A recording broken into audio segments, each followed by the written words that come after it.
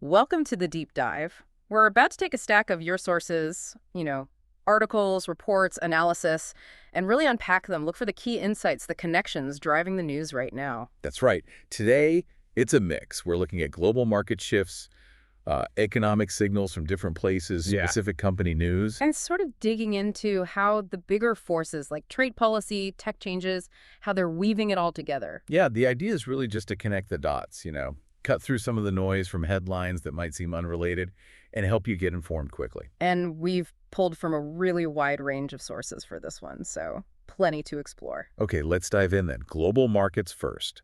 Your sources show Asia Pacific on June 6th.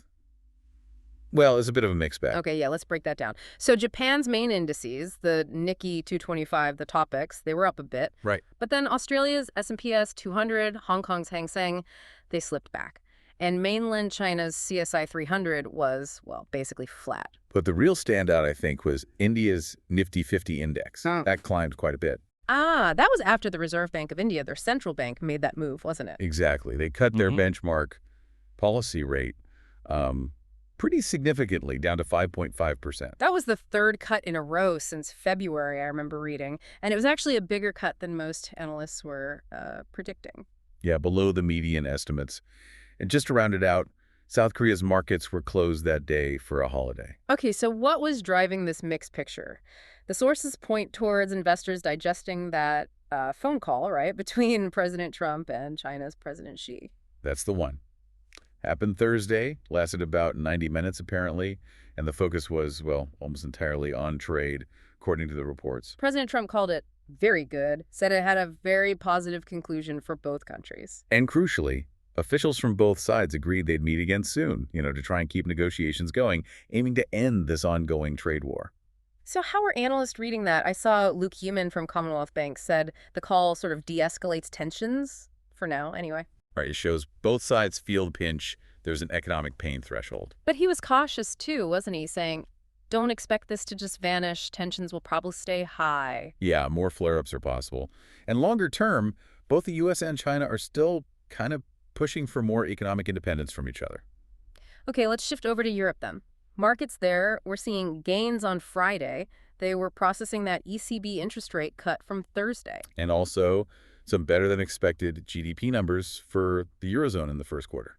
Upward revision there. Right. The European Central Bank, they cut their deposit rate by 25 basis points down to 2%, which, as you said earlier, was pretty much baked in by the markets, wasn't it? Especially after Eurozone inflation came in at 1.9% in May. Yeah, largely expected. And the reaction on Thursday reflected that. European stocks closed up and you saw Eurozone government bonds rally. Yields fell across the board, German, French, Italian, Spanish, 10 years. And that carried into Friday. It did. Overall, European stocks, the Stoxx 600, UK's FTSE 100, France's CAC 40, they were all up. Germany's DAX was down, but only slightly. Okay, now here's where it gets kind of tangled and interesting, showing how things connect. The Swiss franc. Yeah, yes. It's become this sort of safe haven, hasn't it? Actually gaining value from all the market jitters, often linked back to Trump's trade policies. Exactly. It's up, 9.5% against the U.S. dollar this year alone, which sounds good, but it's actually a real headache for Switzerland itself. How so? Well, a super strong currency makes imports cheaper. That puts downward pressure on prices, deflationary pressure. And in May, Swiss prices actually fell 0.1%. That's the first time they've seen deflation since the pandemic hit. Wow. And the sources said prices for imported goods fell pretty sharply. Very sharply. It's a direct hit from the strong franc.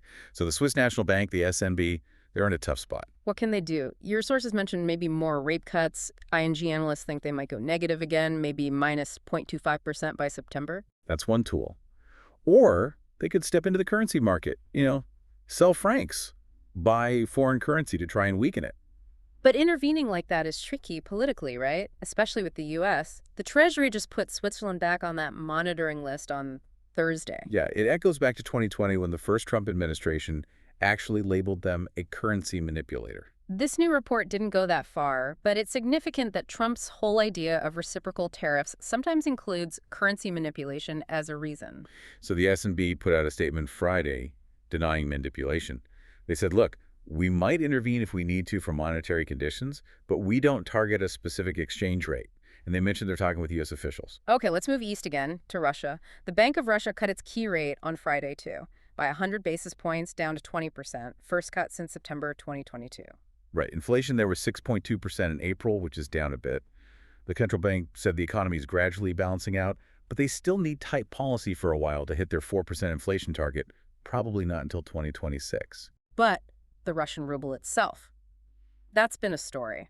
Some reports calling it the world's best performing currency this year, up over 40%. It's a massive reversal. The sources point to a few things. Strict capital controls, keeping money in, those super high interest rates we just mentioned, a shrinking money supply. And also maybe some capital flows linked to hopes for a peace deal with Ukraine, potentially sparked by the U.S. election results. That was mentioned, yeah. Though, ironically, a real peace deal might actually weaken the ruble if those capital controls get lifted suddenly. It's complicated. Okay, let's pivot back home to the U.S. economy. Big news Friday was the May jobs report. Always a huge one. So the headline number, non-farm payrolls up 139,000 in May. Which was a little higher than the 125,000 estimate, but actually lower than the first reading for April, wasn't it? Exactly. And the unemployment rate held steady at 4.2%. Wage growth, though, that came in stronger than expected, up 0.4% month over month and 3.9% year over year. Where'd the jobs come from? Looked like nearly half were in healthcare. Healthcare, yeah. Plus leisure and hospitality. Social assistance saw decent gains, too. But government jobs were down, 22,000. And the sources linked that to the administration's push to trim the federal workforce. That was the connection made, yes, led by the Department of Government Efficiency, DOGE, under Elon Musk. Now, beneath the surface, there were some points of concern in the data, right? Downward revisions for April and March payrolls. Right. Suggesting the previous months weren't quite as strong as first thought, and then there's that difference between the two surveys. The establishment survey versus the household survey. Yeah. The establishment survey gives us the payroll number, 139,000 gain. But the household survey, where they ask individuals, that actually showed 696,000 fewer people employed, mostly full-time workers. That's a big gap. What does that usually mean? Well, sometimes the household survey can be a bit of an early warning signal. It might pick up shifts in self-employment or people just leaving the workforce, things that don't show up immediately on company payrolls. So it adds a layer of caution. Got it. Though the immediate market reaction was positive. Stock futures up, Treasury yields up a bit. Initially, yes. But stepping back, the broader feeling from your sources, even with decent numbers like this, is still one of anxiety. Right. Consumers, businesses, they seem worried about the tariff impact, slowing things down, pushing up inflation. Recession might not be immediate, but the worry is there. And the Fed sees it too. Fed officials are looking at things cautiously, specifically concerned about inflation fueled by tariffs. And this anxiety, these cost pressures from tariffs and global uncertainty, it's leading to more layoffs, right? We've seen a bunch announced recently. Definitely a ramp up. Companies are feeling pressure to cut costs. Layoffs are one lever they pull, alongside price hikes. And some tech companies are even pointing fingers at AI, saying it's a factor in reducing headcount. That's a theme emerging. Your sources listed quite a few examples. P&G restructuring, Microsoft cutting management layers, Citi reorganizing, including in China, IT.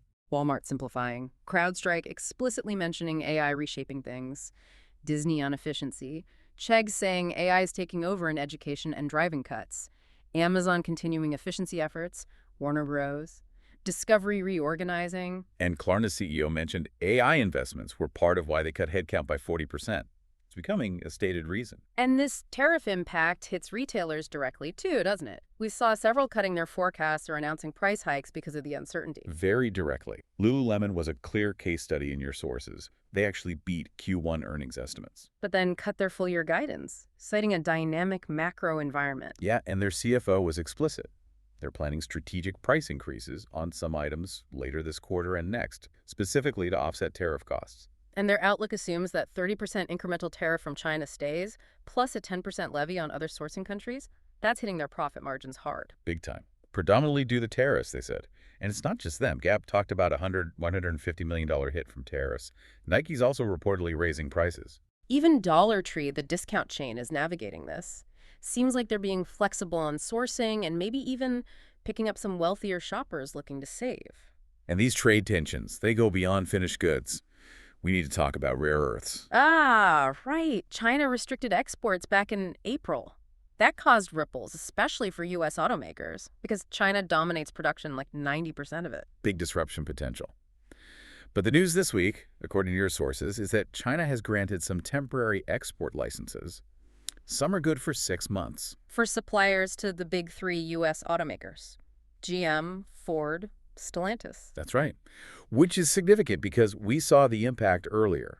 Ford had to pause production of the Explorer SUV for a week in May purely because of a rare earth shortage. Shows how critical these supply chains are. One source framed it as sort of giving China a chance to show they aren't weaponizing these materials. Yeah, that perspective was in there. And it was also noted China's brought in a tracking system for the rare earth magnet sector, maybe aiming for more oversight. Okay, let's shift from the broad economy and tariffs to some more specific company stuff.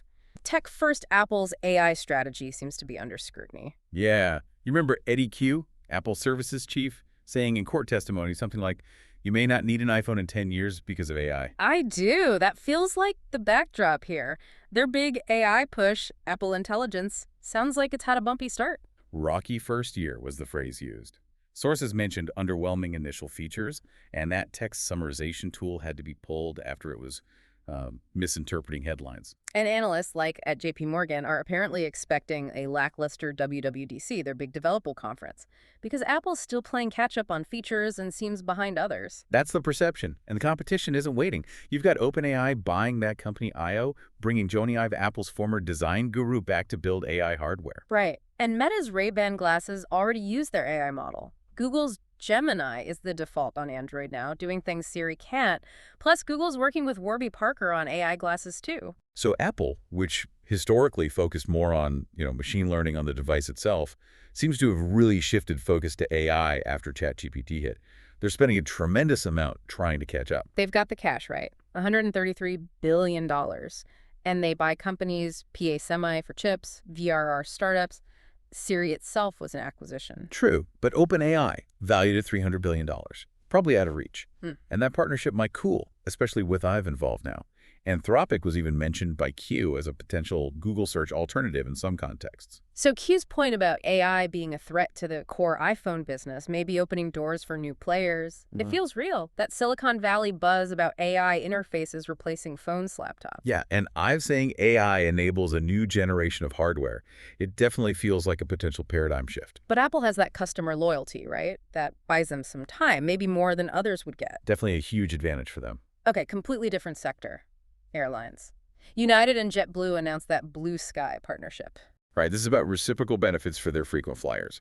Earn and burn miles on either airline, get status perks on the partner airline. And eventually book flights across both websites. Sounds like a win for travelers. More options, especially East Coast for United flyers via JetBlue, and maybe international for JetBlue folks via United. Seems like it. United flyers also get access to JFK Airport through JetBlue eventually, expected 2027. And it has implications for credit card points, too. How so? Well, United doesn't have many transfer partners, but JetBlue does. So this could potentially open an indirect route to use points on United. Plus, United's moving its hotel and car booking stuff onto JetBlue's Paisley platform. Quick note on IPOs. Omada, the digital health company, debuted on NASDAQ. Shares opened at 23 vessels.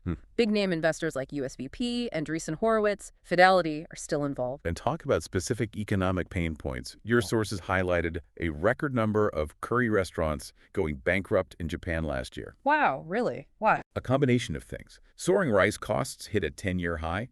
Other ingredients getting expensive too. Delivery demand dropping off post-pandemic, plus more competition. And government policy failures were also blamed for the rice price surge. Sticking with Asia, that Nomura report gave a pretty sobering outlook, didn't it? Expecting below-trend growth, below-target inflation for the region. Yeah, citing headwinds like weak global demand and, crucially, China's overcapacity issue again. But they did see some bright spots, like Malaysia potentially outperforming.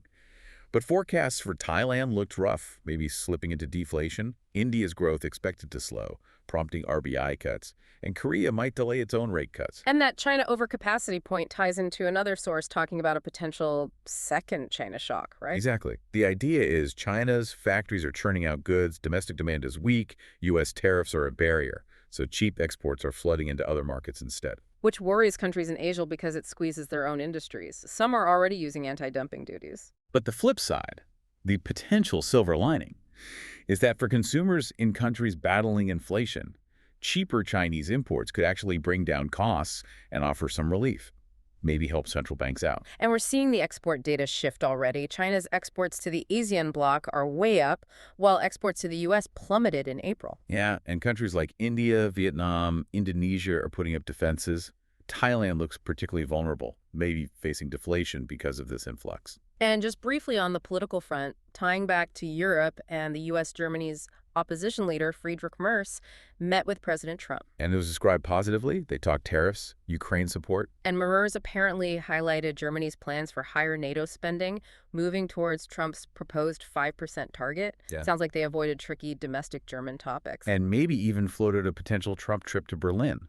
Suggests the communication lines are open, at least. Okay, let's wrap up with a few investment-specific nuggets from the sources. Right, commodities first.